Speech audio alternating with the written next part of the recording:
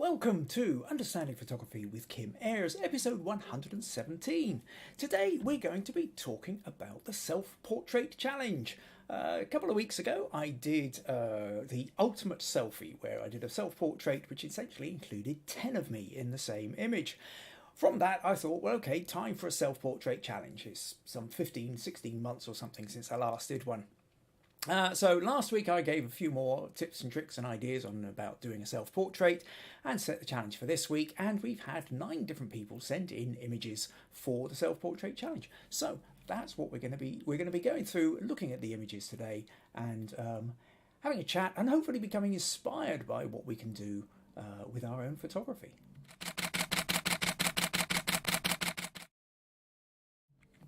So yes, and welcome. Here we are live on YouTube, unless you happen to be watching the recordings, in which case, yeah, you're don't try and comment live. But if you are watching the live one, not the recorded one, then leave me a comment. Let me know you're here. Say where you're from. Tell me what the weather's up to.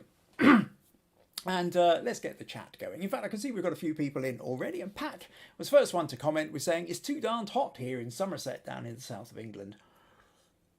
Meg is saying, great to see you all here, everyone. Karen says it's grey and muggy in Shipley and thankfully not too hot. Maggie says, hello, everyone. Pleasant but cloudy here in Castle Douglas. And it is. Looking out the window. According to the weather app, it was supposed to be sort of wall-to-wall sunshine today, but it has been a bit more overcast than expected. April says, hello everyone from a hot and sunny Long Island, New York. May Britt is saying, hello everyone from a sunny Copenhagen.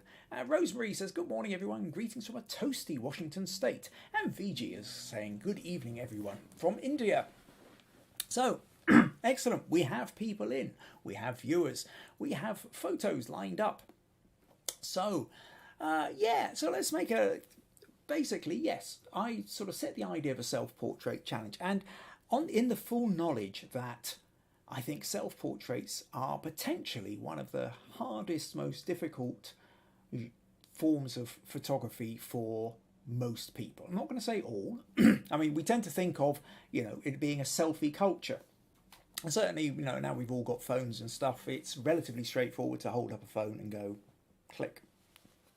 Except for the fact that most of us really, really feel uncomfortable about having our own image taken. I've talked about reasons behind this on plenty of occasions, and will no doubt do so again. However, contrary to the idea of, well, we're a selfie culture, everybody must love their own photo, part of the reason people like doing selfies is because it gives them a sense of control over their own image rather than somebody else taking their photo. So it's not quite as straightforward as you think. The reality is a lot of people feel very uncomfortable in front of the camera. So to put yourself in front of the camera creates even more difficulties. And especially because an awful lot of people, I think, who do photography, quite often they're holding the camera precisely so they don't have to be on the other side of it. If you're the one holding it, it gives you a form of defense. You can avoid being on the other side of the lens. So to ask people to do self-portraits is a bit of an ask, really. And there's also the technical side of it and the technical difficulty of trying to line up the camera when you can't actually see it. Again, with a selfie, fair enough, it tends to have like a mirror flip image on it, so you can just angle it around and see it fairly straightforwardly. But it's not the same when you've got a camera and you've got to set it on timer and run round to the other side. So yeah, I knew it was going to be a bit of a challenge. So the fact that we've actually had 9 people put in responses to this, I think is excellent. And I will say smug points will be handed out, and particularly basically everybody who's entered gets a smug point. Woohoo to you. Because I think, there will be quite a few people who will have quite deliberately forgotten, run out of time, or just maybe they even tried and just thought, you know what, I can't face doing this. And these things are all understandable, but the end result is that you didn't get one in. So for that, anybody who did actually manage to overcome all the difficulties and still manage to get an image in automatically deserves a smug point as far as I'm concerned.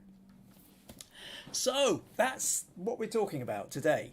So let's take a little look through. Like I say, we've got 9 images, and what I wanted to start with was, I'm going to start with Rosemary. She's written quite a lot here, but that's okay. What I quite like about this is that in a way it addresses an awful lot of the things about this kind of photography. So Rosemary sent me 2 images. Now, I'll show you the one she sent me first, because she did send me this one, and we chatted about it. I sent her a response, and then she sent me a second one. But basically, this is the photo that Rosemary sent.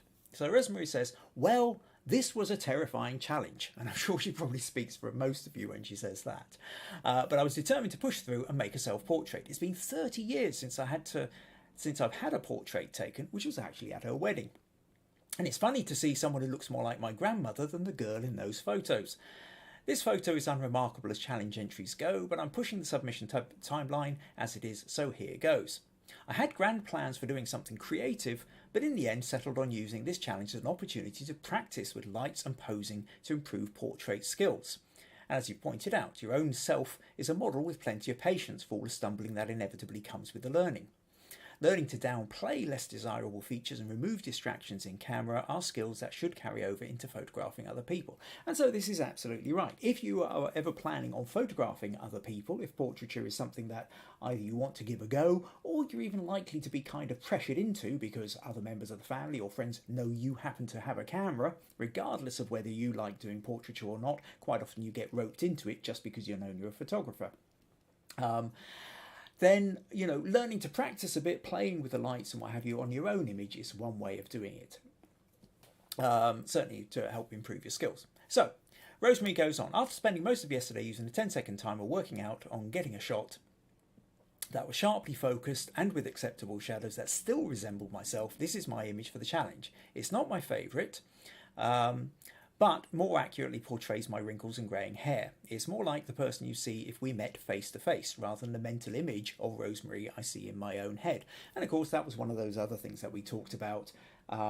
Part of the reason we don't like photos of ourselves is because internally we have a different image of ourselves. Internally, we still tend to think of ourselves as maybe 18 or 25 or maybe 35 at the oldest, and a lot of us are quite a bit older than that. So we always get a bit of a shock when we sort of suddenly see a photo of ourselves not looking the young person who we thought we were. Getting shadows right when you're running back and forth with the camera is really hard. I was able to get a triangle of light under my left eye, which we see here, which is rather nice. That's just for a little note, known as the Rembrandt triangle. If you're ever doing a portrait, and what you're doing here is we've got the light, in this case, coming in from the right-hand side, and we're getting a bit of a shadow from the nose, and we're getting shadow from the other side, but on the cheek, just underneath the eye, if you can light up that, you get like a little kind of triangle of light just under the eye, known as the Rembrandt triangle, because Rembrandt, Dutch 17th century artist, essentially did that an awful lot in his portraits, and so essentially the phrase got coined after looking at his paintings and the way he was using light. So she goes on, so she's pleased about that, but just south of that is an unbecoming crease that barely catches the light. It's much less in this image than some of the others. Not sure the best way to deal with that in the posing or in post-production. I'm curious how to manage it because it's characteristic with the dimples our family shares that often pops up with side light. So the point being here is that there are particular creases and what have you that show up with a side light. And it's not just with the lighting that Rosemary's using. Here she's using a two lighting system. So we've got the main light coming from the right, but there's a second light coming from the side over on the left. So we've got, which creates a nice blend of shadows. We've got light, we've got shadow, and then we've got light again. And that kind of gives a really nice, sumptuous three-dimensional depth. But as we've talked about before, when you've got a side light, what a side light tends to do is it enhances the shadows, the wrinkles, the textures, the landscape of the face, which makes it particularly attractive to everybody else who loves to see the three-dimensionality of the face. But for ourselves, tends to pretty much feel like it's aged us yet another 5 years. So it's a kind of tricky one that if you are going to use side light, you are inevitably going to end up with more shadows.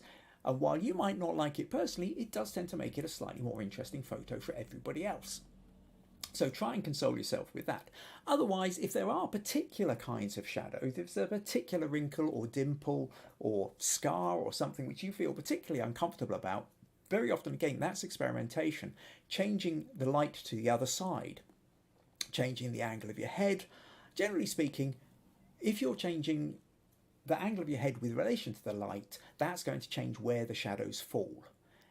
In turn, then, that means particular creases or wrinkles or scars will show up more or show up less depending on that light. So it's really one of experimentation until you can find the angle that best suits you under the particular lighting conditions. So after having said that, she had to mention the idea of having done another photo. So we chatted, and then she sent me through this one, which was her the other photo she took. And she says, this is the one I prefer because it actually looks how I think I look. When I showed my husband and told him it was the one I'd kept behind, he said, no, that's just how you look. That's certainly how I see you anyway. He said the light in the other one wasn't as flattering and made my wrinkles look more pronounced than they really are. Is he the sweetest man ever or not, or what? Well, if you've been married for 30 years, I'm really glad that he's managed to be able to say the right thing. I guess it helps why you've managed to stay married for 30 years. Yes, so we've got but what I thought was quite interesting about this is, yes, there is a difference here, that this one here does show up more landscape of the face as well. This feels like a more complementary. This second one feels more like a kind of complementary photo. Now, essentially, there's a couple of different reasons for this, and I think it's worth pointing out here. On the one hand, here you are using a 2-light system, and on here you're using a single light system. And the single light isn't fully from the side, it's sort of partly round. The other thing with a single light tends to make it look a little bit more painterly. Because when the likes of Rembrandt or whatever was painting, you know, they didn't have electricity. Generally speaking, everything was either done by window light or candlelight. So you tended to have one light source. So very often, we talked about this way back when I was doing still life, I don't know, was it a year ago? Something like that, maybe 2. And also, if anybody who remembers that photo I did of my daughter Meg, which was looking a bit like a painting, it was when we were talking about how the old masters did it. The light was everything. And a single light source tends to give it a slightly more painterly effect, especially if it's coming from that kind of angle. And it's also the single light that you are using is a soft box or a soft light of some kind. So the light is diffused, so the shadows are softer.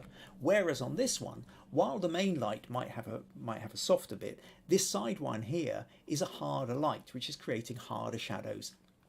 So it's not just the shadows, but also the highlights that are kind of catching the wrinkles and showing them up a little bit more.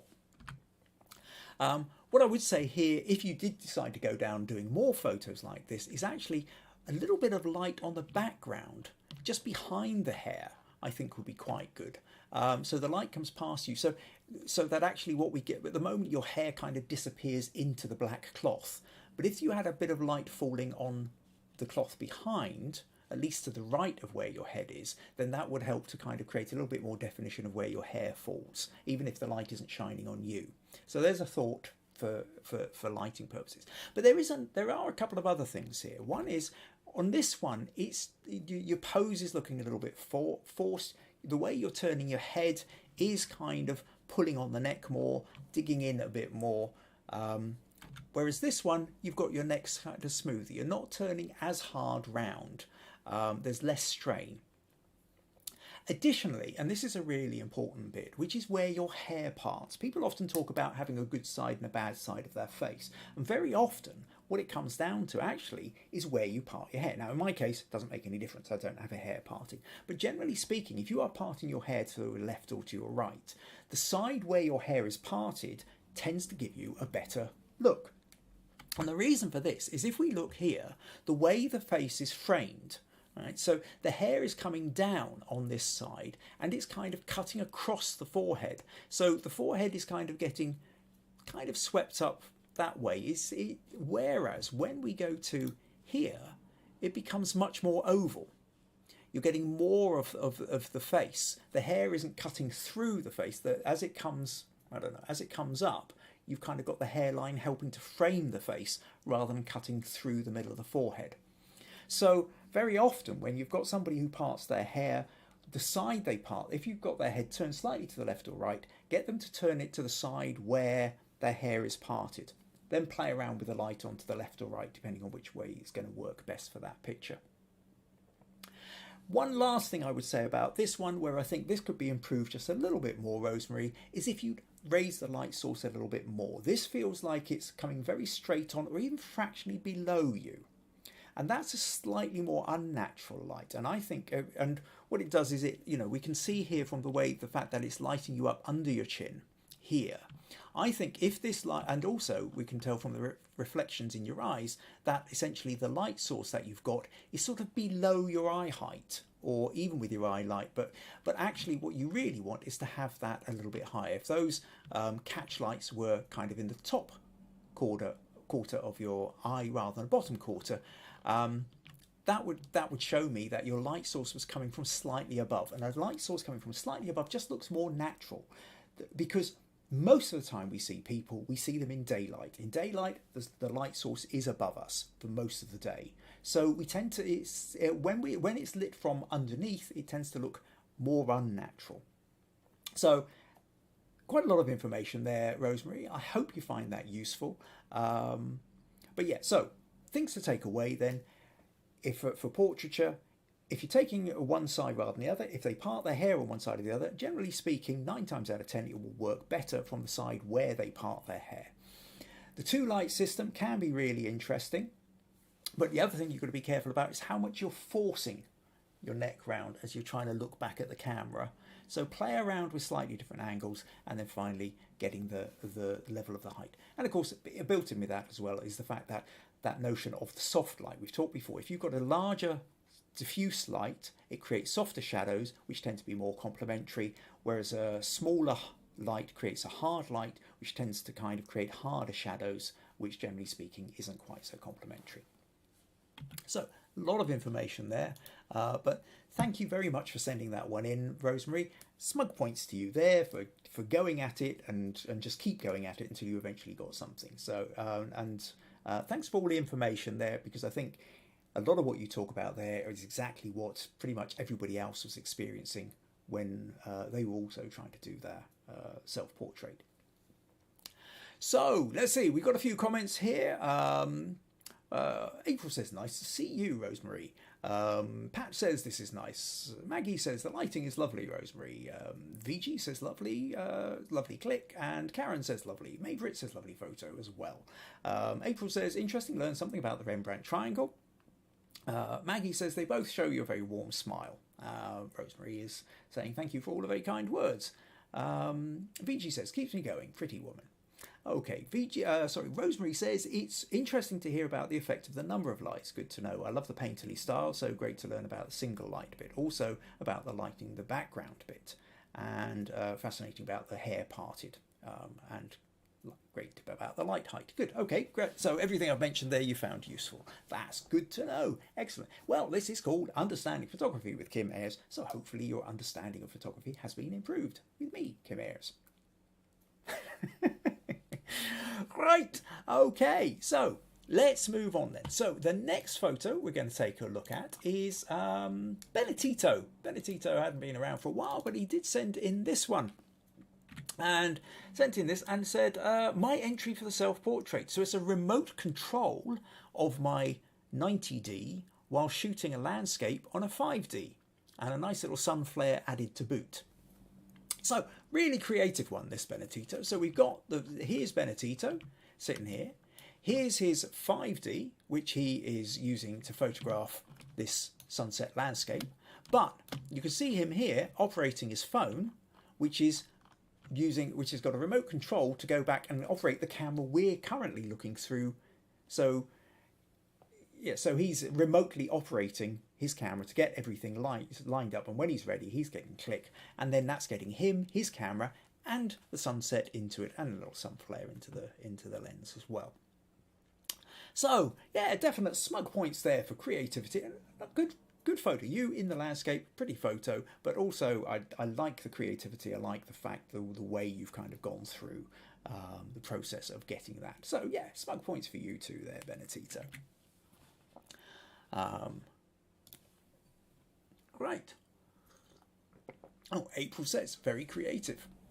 Rosemary says, clever idea. The setting is pretty awesome too. Yeah, I mean, it is one of those things. Don't forget that some cameras have them built in, or you can buy apps, and you know, if you've got Bluetooth connections with your camera, depending on the kind of camera you've got, you can quite often get an app where you can operate it via your phone, or as I was showing you last week, I think, you know, what I quite often do is I can tether the camera via a straightforward wire connection between my camera and my tablet, and then I can have my tablet sitting off to one side, and I quite often operate, well, I can operate my camera that way. To be honest, I don't do that very often. I'm more likely to operate the camera by holding it, but you can do it that way. So that sometimes allows you to do self-portraits. Right, okay. Yeah, now another thing, interesting, question of the week. I just thought, well, actually, while we're in the process of portraits, I thought, what about the notion of black and white or colour? I had this recently, just literally earlier this week. I did a photo shoot for a mother and daughter, the two of them together, and there was a question of, do I do them in black and white or do I do them in colour? And in the end, I mean, they said, well, look, actually, Kim, we'll leave it to you. We think whatever you kind of feel is best on this. And always there's it depends. There's no, you kind of have to look at the photo, that you have to take everything into consideration. But this was done, it wasn't done in any particular scene. I was just using a blank wall behind them. So the background wasn't needing to be in colour or featuring particularly. It was just headshots of the two of them together.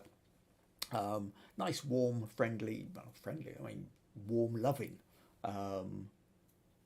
photo of the two of mother and daughter together.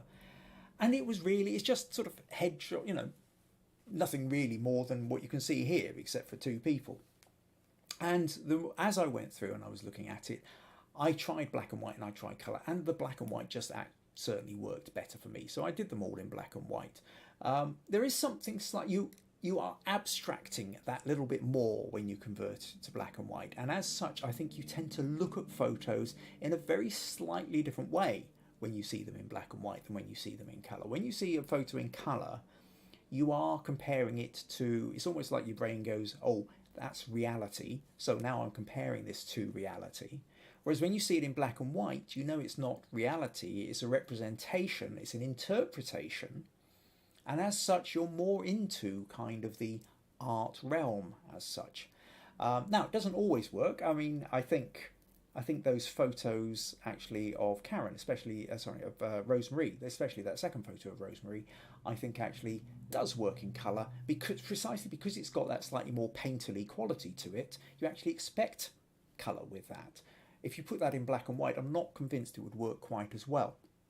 But in this case, so there's always an it depends. But I thought, question of the week, I said, well, do you prefer headshots in black and white or colour? And as a general rule, taking full into consideration, yes, I know it depends, but by and large, how do you feel about it? And pretty much we had 8 responses, 7 of them said black and white, and 1 of them said colour. So there you go. It's not just me who tends to feel that. Quite often, portraits do look good, but again, it does depend on the kind of portrait. But an interesting question nonetheless. April says, I like people in black and white better overall, although children get away with almost anything. Well, yeah, this is true. If you're photographing children, it's a different matter again. Right, okay, so let's move on. Next up, we're talking about Karen, and Karen sent in 2 different photos, in fact. She said, I took the advice of putting on a hat. It felt easier to hide behind a hat and glasses. I sent in 2 because I think I'd like the one without the glasses, critiquing, because it's more of how I really look. So let's just show you then. This is Karen. Karen's edited one. So hat and hiding behind a mug. Mug with a blue tit, a nice blue tit on there. And then this is the original. And then this was an edited version of another one she took, and here's an original hiding behind the hat and glasses bit. And I think that's fair enough. I said, if you are struggling with the idea of being in front of the camera, then become a character, play a character, stick on a hat or whatever. And Karen's done just that. So smug points for you for taking that idea to interpret. As for this, I think this is a kind of interest. Now, a couple of things. First of all, I would say it feels, I think, a little bit squashed in. Even with this one, I think you could have done with a little bit more space underneath. got quite a bit of space up above here, and I think a little bit more gap underneath. Because the mug comes really close to the bottom, I just would like to have seen a few more inches sitting below the mug. The other problem is here that the mug, because the mug is very bright, it really grabs all the attention. Now, in a way, I know that's a trick. If you don't like having your photo taken, what you do is you put the mug there and everybody's attention gets drawn to the mug rather than to your face. However, as this is a challenge about portraiture rather than a challenge about mugs, then this is, you know, you're kind of up against it a little bit. So if you find the idea in a way of raising a mug, but you've got to be careful because it's so bright and colourful and white and reflecting the light, and you've got it half in front of your face as well, it means that all the attention gets drawn to the mug first, which isn't really what you're trying to do with a portrait. However, interesting, now you've got a single light source coming here, but apart from the colours of the blue tint on the mug, overall there's not a rich, a great variety or anything to grab you about the colouring. So this is one, if we talk about the notion of black and white, where in some ways I think it probably would work better than black and white. I mean, let's go back to your original here for a moment, and what I will just do is let's open this with Photoshop, and I'll show you a couple of, kind of show you what I mean here. So first of all, let's just kind of crop this in. We don't need as much as that. Now, actually, I'll tell you what I will do. Let's do a little kind of content-aware crop and just give you a little bit more space underneath. Now, I'm not entirely sure how well this will work, but let's make that kind of squarish so that we've got a little bit of space. Now, let's see if that fills it in with that. It has filled in a bit more mug and stuff. So we're not really... This isn't ideal because it's giving you a sort of strange wrist here. Bits over here. Well, it's not really wanting to do that anyway. But just that notion here that you can see on balance, a little bit of space underneath tends to make it feel a little bit better, I think. Now, the other thing with this, I'll tell you what, we will go back a little bit here because I'm not overly keen with that crop. But if we are kind of just going to take this, you know, another option here is to take this crop and maybe make it a little bit wider. But again, I would still want just, let's see what that does. Is that going to make it any better? Not perfect, but okay, that'll do for the moment. But what I wanted to show you here was, if we go to levels, we'll just do that, kind of bring that up a bit, make that a little bit brighter. But I'll just masking that in, just, not entirely sure how brilliant that is. That now does make the mug look rather grey. Less certain about that.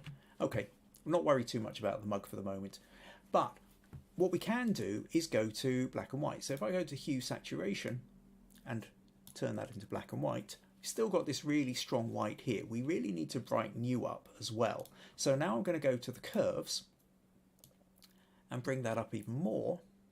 But then I think it's you could actually play with this and you could kind of create more of a contrast and actually make something out of it. I think with black and white, the problem, we've talked before about converting to black and white, and part of the problem can be that just desaturating it makes it look quite flat. And because you've taken the colour contrast out, you kind of need to create contrast on another level. So I think sometimes something like a little bit more like this, and again, maybe if we could just, at the very least, bring a little bit of this, darken that down a little bit, something like that. Not perfect, but gives you a sense here. I think that maybe makes it a little bit more, and this, I think black and white's kind of making it a little bit more there, because again, the lighting you were using wasn't necessarily a really interesting kind of lighting combination, and the colour, there wasn't really a lot of colour in it. I think this is where black and white in a portraiture can really work for you. Similarly, I mean, interestingly, your other one, this one, where you kind of gone a bit very stylized with that. Again, this one isn't quite in focus either. This is a bit out of focus, which is a bit of a shame because I quite like the pose. Again, with this, you're kind of wanting to have a bit more underneath, I think. Just a little bit of space below the chin. The chin just feels kind of just a bit too close in. So let's do that again, but do the content-aware crop. But one of the things I was playing around with this just a little bit earlier, and one of the things I kind of thought. No, I've got the content aware. See if that one does, or just. Oh no, there we go. That's actually. Yeah. Do you see what a difference that makes? Now this is actually giving us a little bit more neck. I think that's kind of interesting. Maybe we don't even just take off the tip of the hat, something like that. I think is fine. But again, this is one which actually really works well. When we go to black and white, drop it into black and white like that, and then hit with a contrast. So we take the curves. Now we can immediately pull that up to there. And if you kind of go for a kind of strong contrast, I can't help but feel that's almost a kind of Andy Warhol. It's kind of what it got to me there. I think a combination of the kind of glasses and the hair, and then you kind of you sort of play around with that kind of creating texture and stuff like that, and that's almost a kind of making it look like a sort of slightly kind of iconic image. Anyway, thoughts to play around with there, Karen. But thank you very much for sending that one in. And yeah, some points for certainly putting yourself outside your comfort zone. And you know, like I say, if you're not happy, and this is something for everybody who's watching, if you're not overly happy about having a photo of you as such taken, become a character. Stick on a hat, stick on a pair of glasses, stick on a particular outfit or something like that. Put a particular kind of face, act a part, become a character, and play at photographing the character of yourself. And then you don't have to worry about whether the portrait's an accurate representation of you and all the insecurities that you happen to carry. It's a photo of the character you happen to play. And then your photographic skills are about how well can you capture that character rather than how well can you capture you. And that's a really important distinction. Hope it makes sense. Okay, what else have we got here? If you're right, back into some comments here. Rosemary says, your sparkly, well-focused eyes are captivating. Maggie says, Karen, your eyes look really expressive. What about a crop in right at eye level? Okay, Viji says, mug steals the show. Photograph well taken, your eyes smile. Rosemary likes the suggestion, actually. So, yeah, okay, a crop right in at eye level. Let's head back here for a moment and see kind of what you mean. So, what if we kind of, yeah, because you do have really nice smiley eyes in this one, and then light is catching the eyes, which is the important part. So, in a way, sorry, come back here, make sure you can actually see what I'm talking about.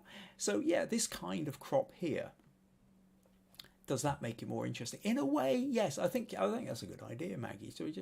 So we've got something like this. Now, while the mug is still in there, it's still a bit too bright for my personal taste, because most of it's cropped out. Now our attention does get drawn to the smiley eyes, and what's really important is you've got the catch light in the eyes, which kind of helps to give them some life as well. So yeah, interesting suggestion. That I like that. Thank you. Smoke points for Maggie for coming up with that idea. Karen says, all helpful comments. Defo not my strong point, but now I'm willing to have a go. Thanks for the kind comments. I like the black and white effect. Okay, and April says I like that a lot, and Maggie says even more cropped in. Well, there's a certain limit as to how far I can go in, I think, because of the definition on this photo. Right. Okay, so thank you, Karen. Next up, then, we are going to look at Paul. So Paul sent in this one. This is a kind of quick thing. He said he took it last year. Said, hi Kim, I did this one last year called 50 Years On to illustrate the remorseless passing of time. So here we go. We've got Paul on the left here from 50 years before, or 51 years ago now, I suppose. But anyway, and this one taken last year. So yeah, I think that's fun. I mean, we talked last week about that's one of those things you can do with the self-portraits as well, is to do a kind of comparison of, you know, take a photo of yourself in a similar position to an old portrait of you and do that kind of comparison. We're all aging, time is going past, none of us are getting any younger, but this is kind of fascinating how we do. Once we kind of get over the bit of, oh my God, I am older, I think there's a fascination with actually seeing how we compare to how we used to be. Whether that's 1 year ago, 5 years ago, 10 years ago, 20 years ago, or in this case, 50 years ago. So great idea, Paul. And I think the important bit here is the fact that you are taken from the same angle. What I think would have been slightly more interesting though is if you could have echoed the lighting. That's the real key here. This earlier version of yourself here has a direct, not directly overhead, but a higher up light coming straight down. And what gives it away here is the shadow under the neck. If we can see here, it's a fairly hard shadow. So it would have been a fairly sort of strong, almost sunlight kind of, or kind of a fairly strong single light source, I think, creating that hard shadow here. Now, the light you've got here is obviously a much softer all-round light because we don't really have that same kind of shadow under your chin. Similarly, the catch lights in your earlier self's eyes are really strong. The catch lights here are really quite soft. So I think if you can, then doing something like this works best if you, I mean, you've echoed it beautifully with the idea of taking it from exactly the same angle with exactly the same expression, or pretty much the same expression, I think. Where it becomes that little bit more fun, I think, is if you can, if you're going to reproduce something, can you reproduce the lighting as well? But nice idea. Thank you for sending that one in, Paul. Smug points for you there. Okay, so April says, oh, that's cool. Rosemary says they're very brave to put up an identical shot, so in the passage of 5 decades. Brave. Yeah, brave is always one of those words, isn't it? Completely interchangeable usually with foolhardy. Oh, that's a bit brave. Usually translates as, there's no way in a million years you would get me doing that. Karen says, I really like that idea. Yeah, I think it's a fun one. Okay, so next up we're going to talk to Doriana. Doriana shoved this one in late. She did put it in late last night. And generally speaking, while I do say, you know, if they're not in by Saturday, comfortably by Saturday, there's no guarantee of getting the image in. The fact that we'd only had at that point 8 people send something in, I thought, well, okay, I can probably squeeze it in. So this is Doriana's. Doriana or Doriana says, hi Kim, this image is late. Apologise. I just read your post, so I thought I would add this in. I used Ultimate Photo Mixer, which I presume is an app you can get for your phone or tablet, to blend the images together, trying to figure out how to blend multiple images. So I think this is kind of fun. I think we've got the 4, you know, and they are 4 different images. I've seen a couple of people sort of do this kind of thing where they're using 4 identical images, and that doesn't quite work either. There's quite a sort of quite nice sense of movement, I think, as this sort of travels down. You know, we've got the face here looking down, the hand on the face, the hand on the face that way, and then no hand on the face. I think there's quite a nice kind of flow to this one. The window, the wet glass bit, is that, I don't know whether that's, you took any of those photos through the window or whether that's just an extra texture you've laid over the top. And again, that kind of, well, rain on the window adds a slight kind of touch of melancholia, or kind of a, you know, it's not bright sunny day. It becomes, you're saying something by the texture that you add. As I keep saying with photography, there's whatever it is you photographed, and then everything else in that photo is either adding to or detracting from a particular narrative you're trying to put across. And this particular narrative, because in one of those you're looking down, another one you've got your hand head, there's a kind of sort of wistfulness to this one as well. So playing around with his ideas, I think, you know, a lot of fun. And if you know, you've got these apps that you can play with, I think it's worth exploring, just sort of, because it's another form of creativity. I mean, sure, I can turn around and say, go get yourself Photoshop or Affinity or one of these big programs and play, but that's, you know, if you're not starting from that point, then I think apps are a good place to go. They give you a guide of where you can go and yeah, play around with the images. So thank you for sending that. So smug points for playing around with that one, Doriana. Thank you for sending that one in. What have we got here? Karen says, wow. April says, beautiful, and it reminds me of a model series. Rosemary says, pretty and moody, nicely done. And Viji says, great shot, loving this. Cool. Okay, so let's move now on to Viji. And Viji was playing around with this idea. So here we go. And I've seen ones like this before, and I think it's a kind of fun idea. So essentially what you're doing is you're taking two photos. One where you're looking at the camera, one where you have your hands over your face, and then you blend them together in Photoshop or whatever editing software you've got.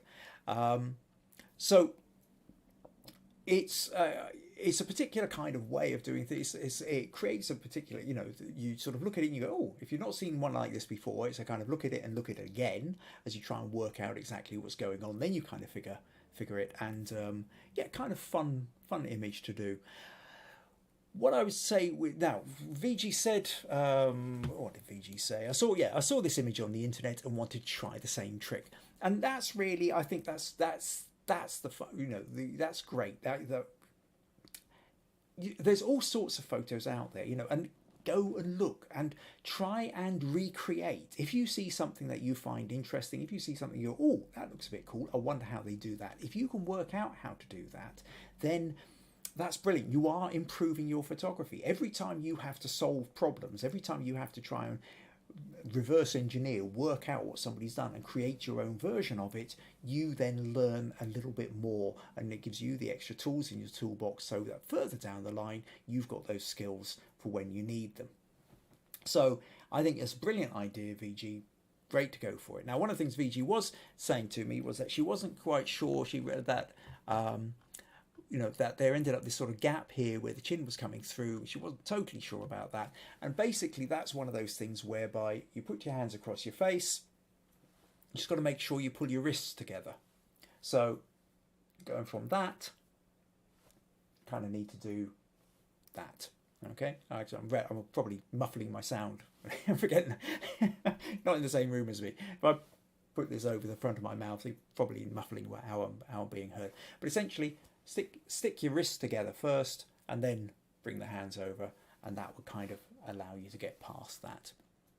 But fun idea, and smug points to you, Viji, for finding an idea on the internet and thinking, yeah, I want to give that a go. So brilliant. Right.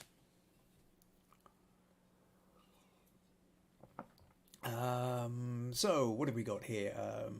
April says, this is great, Viji. May Britt says, very funny photo, Viji. Rosemary says, this definitely causes a second look. Recreating something you've seen is a great way to learn. Karen says, that really grabs the attention, very creative. Meg says, incredible photo, it's very creative. Maggie says, reminds me of a film we like, Kim, by Del Toro, perhaps. You know the one. Oh, are you thinking Pan's Labyrinth, where the person holds up where he's got eyes in the palms of his hands? Possibly. And Nadia says, very clever. Maggie also says, very clever, Viji. And Viji says, I will try that. Excellent. Cool. Okay. Brilliant. So let's move on. And what we're going to do now is look at Roy.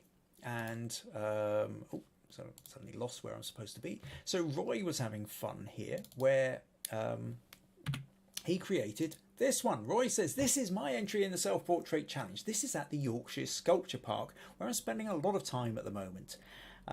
This is true. I seem to remember there's been a few entries you've put now from different parts of that sculpture park. Certainly it seems like a lot of fun, good fun place to go to with a lot of opportunities. So Roy goes on. It's a bit of fun with me mimicking the got on top of the hill. The biggest challenge was getting these old bones from the camera to the bench in 10 seconds. I've got several where I didn't quite make it. And then, just for interest, this is the view we were both looking at. Excellent. So this here we can see the sculpture looking across. What an incredible view. How beautiful is that? So there we go. That's what's being looked at that way. And then Roy has set the camera up here, and he set it up in such a way that we can see the sculpture on the top. And then he's run into place again, very slightly out of focus, guessing at that point you've just kind of leapt into position and maybe. So fun idea, brilliant, lots of fun there, Roy. I think actually when I look at this photo, as I zoomed in, I quite like the kind of zoomed in crop. I think something like this. When we come out here, there's a lot of sky that isn't really giving us anything, and the sculpture's a little bit small. So just a wee suggestion here that actually something like this I think maybe makes a slightly more interesting crop. Makes you both in there, and then this path is helping to lead the eye from one to another. But we've got a kind of natural kind of corner here and a corner there. So there's a thought. Another thing is, I mean, obviously you're using the bench, so you're having a bit of fun. I think in an ideal world, you can't do it here because your legs aren't long enough or the bench isn't low enough. It would be quite nice to be able to, if you're really wanting to do it, then echo that. Have yourself like a little camp chair or stool or something to do it. But that wasn't what you were trying to do. This was just, this is the fun photo. This is the, oh, there's a sculpture there, there's a bench there. I'm going to grab the opportunity. And I think that's a lot of fun and a great thing to do. And I commend you for going that amount of distance in the 10 seconds, obviously more than once. You do it the first time, didn't make it in time. Do it the second time, didn't make it in time. To do it a third time, you're going to be getting well out of breath, I would think. Certainly I would be. So, definite smug points to you there for recognising the opportunity and going for it. Fun photo there. Well done, Roy. And a couple of comments there on that. April says, great idea. Maggie says, would have been great to see it a little bit closer. And again, I think that kind of zoomed in bit is what we're talking about. Karen says, it's a lovely place to visit and I love that idea. Viji says, brilliant. And Rosemary says, this is fun. Cool. All right, okay. Next one then is our very own Meg. So my daughter Meg, she says, hi Dad, I took a picture of myself beside the image from several years ago with an ice cream cone. So let me show you this. So Meg wanted to join in as well. And this black and white photo in the background is a photo I took, I can't remember exactly how many years ago, but possibly up to about 8 or 9 or even 10 years back. And we were out of a place called Creamer Galloway having an ice cream. And I suddenly thought, oh, I should have taken a photo of Meg when the ice cream was bigger, obviously. But you can just about make out there's a little bit of a cone left here. But I turned around and Meg just sort of looked at me over the top of the glasses in the way she quite often does. And I took the photo. But there was something about it that I always quite liked. And in fact, I liked it to the point whereby we printed it up. So this one sits in our hallway.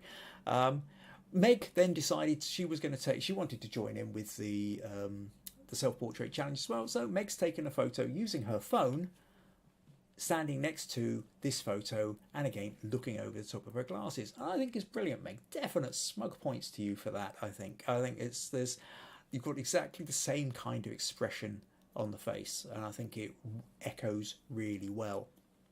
And there's an extra little bonus in this, which is reflected in here. We can see yet another Meg.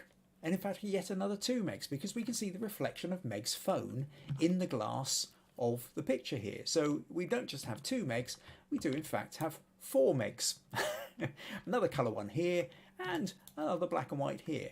I dare say if the resolution was high enough, we might have actually found the reflection of the reflection of the reflection. However, this is only a small phone photo, so we weren't able to get that. But I really like this one, Meg, and I think you should feel rightly pleased with that one. So definite smug points for you there. Right, okay, and we've got a few more comments on that one. Maggie says, how lovely to see 2 of you, Meg. May Britt says, what a wonderful photo, Meg. April says, Meg, I love it. Rosemary says, I love this, Meg. It's a great idea and came out really well. Viji says, oh my. Nadia says, lovely picture. Viji says, love it, Meg. And Karen says, gorgeous result. There you go, Meg. You've got everybody else on your side as well. Excellent. Okay, so on to the final image, and then I will talk about what's coming up for the next couple of weeks. So what I wanted to do now was finish off with Ben. Now, if anybody saw Ben's photo on the Facebook page, then you'll know that Ben here is going for either smug points and a half, really, or double smug points. Now, for those of you who are kind of thinking, what on earth's going on here? Basically, okay, here's Ben's bit. It says, this is my entry for the self-portrait challenge. I was interested to see how faces are shaped by gravity. The face on the left is normal. The face on the right was taken with my head dangling upside down. I then inverted the image I converted the images to black and white because my face is much redder when it's upside down. I guess it probably would be with all the blood rushing to it. I've run out of time and it's only an approximation of what I really wanted to do. Ideally, I would have made a rig to have a consistent oblique lighting on the faces to bring out the folds and wrinkles. This would have taken hours, and Kim wisely suggested to using a more diffuse light so I could actually get things done. It's also stretched my Photoshop skills. No matter how much I fiddled with the brightness, contrast and levels, I couldn't get the two faces to look similar in brightness and contrast so that they look like they're part of the same scene. My neck was quite bent for the inverted picture. I really need an apparatus that allows my body to be properly straight when upside down, but creating something like that without risking breaking my neck could take days. So brilliant. I mean, so Ben also then sent us this to show you what he actually did. So he's got the camera over here and he's pointing it over, so leaning over the thing to get the upside down photo. And I mean, how brilliant is this? I mean, Ben, super levels of smug points to you for your creativity, ingenuity, and prepared to go that extra mile or 400 miles to get the shot. I think. I mean, how many of us would have lain on a stool upside down to get that shot? So what we've got here is, so we've got Ben on the left, and I like the fact that he's doing a leftward, a right look to his left at his other self, so you kind of feel like the two. But how gravity, the one on the left is how we see, and then turned upside down, everything shifts the other way. So you're part of your, just to kind of address part of your issue here about trying to get the balance right. You've done a pretty good job with getting the light and dark right. The two things that are working against you. One is the fact that, as you say, when you're upside down, your face is redder. So the quality, the colour, the tones of the flesh are going to be slightly different. The other one here is, whilst you're using a forward light on both images, because of the way you're hanging upside down and your neck isn't 100% down, we are looking from slightly underneath and the light is coming from slightly underneath. And we have that same problem if we go right back to when I was talking about Rosemarie's photo back at the beginning of this podcast, is that generally speaking, if you want to kind of have the light to appear to come from slightly above. So we can tell here, although the light's coming from the front, you know, it does feel a little bit more natural. Whereas this one, that we can sort of get, you know, there's a brighter, it's brighter on the underneath, and we can see it on the cheeks here, and we can see it under the eyes here. And that ultimately is where the problem lies. So as you said, I mean, obviously if you tried to take photos with a side light on both, it would have been even more complicated. As you say, you would have needed to rig something up to work out how it works at every different angle. But I think just the sheer ingenuity and deciding that you wanted to give this a go and then going ahead and doing it, I think is absolutely brilliant. Certainly, yes, if you wanted to perfect it, then you need to play around and play with the lighting and get that lighting so the lighting really does come from exactly the same angle in relation to the face. But then you are always going to end up with this slight problem with the fact, as you say, you will be redder in the face, so the tones of the skin will be slightly different, though putting it in black and white does help. But multiple smug points to you there, Ben. I think that was just absolutely brilliant. Right, so comments there. Well, Meg says, thank you very much to everybody for their kind words. April says, Ben, you're hilarious. Viji says, Ben's always creative. Maggie says, I love it, Ben. May Britt says, it's such a creative idea, Ben. Very interesting.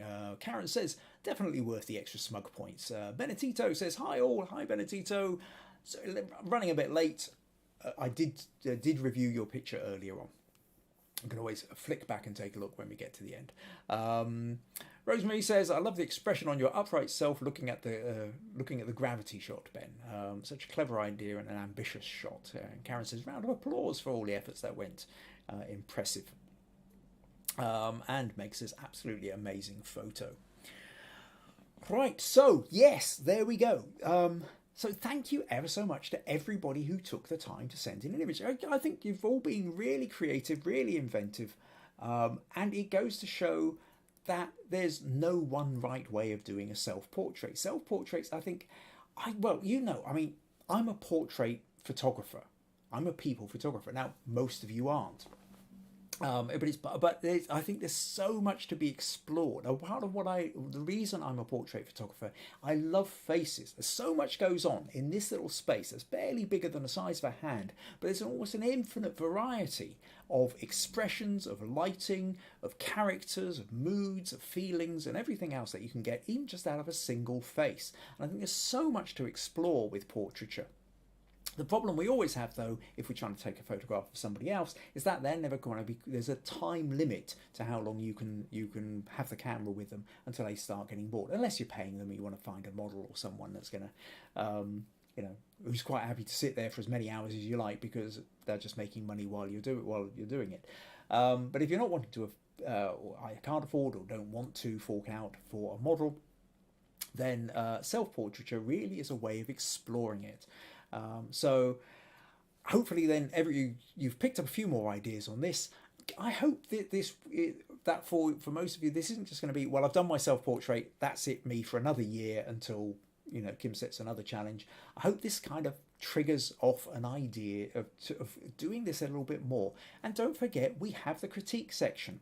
Next week, we will be having a critique section. You'll be able to send me your images and I can give you feedback. It doesn't necessarily have to be on self-portraits, though it can. So anytime we have a anytime we have a critique section, send me your images for feedback. And I will help you get past to the next level. What else do we need to say? Coffee, yes, if you find these podcasts interesting, useful, exciting, you feel you're learning something from it, you would like to support these podcasts, then buymeacoffee.com. /Kim Ayres is definitely one of the ways you can do this.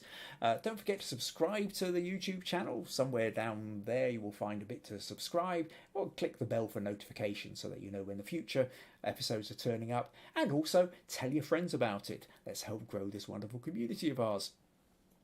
So next week I am going to be talking about a car shoot that I did, a vintage car and a couple of models dressed in vintage clothing. I did a collaboration with a wonderful vintage clothes shop in Dumfries called Circle Vintage, and I'm going to talk more about the shot I did for that, and or the shots rather. We did a whole set of images, and the wonderful vintage car Citroen DS, if everybody can remember what they look like. But I will show you those images next week. But also, little quick heads up, that's going to, on the back of that, I'm going to set a challenge for 2 weeks after that, which is going to be, I can't work out the actual title yet, but something like an in-car challenge, where the photos I'm going to show you about people in a car. And I think there's fun to be had taking photos of people in cars, in or around cars. I'm going to give you a bit more flexible. I've got to pin down this idea, and I will talk more about it next week. But when I set that challenge, you will have a fortnight to play with it. Right. Okay, so a couple of comments here. Bennitito says, also, how long does it take to relax in front of a lens? Yeah, well, there is that, though. Certainly when I'm photographing clients, most of my clients are not comfortable in front of a lens, and I will do photo shoots that take a couple of hours, and the first hour is taking photos just to get people used to me going click and realise I'm not a threat. Actually, to be honest, the first hour I'm with people, quite often the camera doesn't even come out of the bag because I'm busy chatting with them, because chatting with them allows them to relax and get to feel more comfortable with me. There's a whole deep psychology of doing portrait photography where you get people to relax in front of the camera. Maybe I'll investigate some of that in the future. Right, okay, yep, that's us. Look forward to seeing you next week. Thank you ever so much for everybody who's taken the time to send in the images. Smug points to you all, and yeah, have a good week. Take care.